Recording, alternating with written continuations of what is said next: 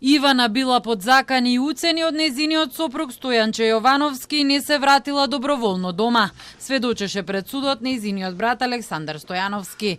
Јовановски обвинет за наведување на самоубиство, нанесување телесна повреда и загрозување на сигурноста. Откако на 2 март Ивана го загуби животот по пат од тераса со нејзината 6-годишна ќерка Катја. Нејзиниот брат сведочеше дека откако Јовановски ја претепал и со неговата ќерка ги исфрлил на автопатот пред Штип, тој дознал дека Ивана трпела семејно насилство. Тогаш Ивана отишла да живее со нејзините родители и започнала бракоразводна постапка. Ми се довери дека има сериозни проблеми и треба помош да ги реши. Татко ми ангажираше адвокат за да почне бракоразводна постапка. Ивана ми се довери за станот. Рече дека се сомнева, дека обвинетиот има направено фалсификат и дека без нејзина согласност го префрлил станот на свое име. Ивана му покажала и пораки со закани од Стојанче да му даде пари, а и било страф од него бидејќи имал пиштол и дека ќе го земе станот.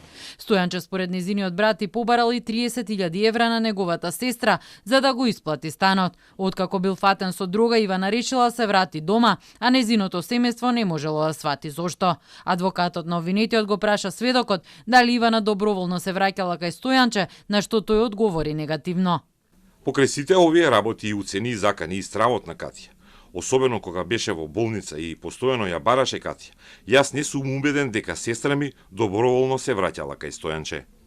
Сведочеше и нивната соседка која 2 пати повикувала полиција бидејќи слушала околу 2 години малтретирање во становите над неа, но полицијата не можела да пронајде конкретно во кој стан се одвивало семејното насилство. Еден од полицајците и се заканил дека ќе напише казна за лажно пријавување. Наставничката на девојчето пак пред судот кажа дека мајка и на Ивана и му кажала дека ќерка и е жртва на семејно насилство. Психологот дал насоки да се следи Катја, која според наставничката се однесувала како и сите други деца.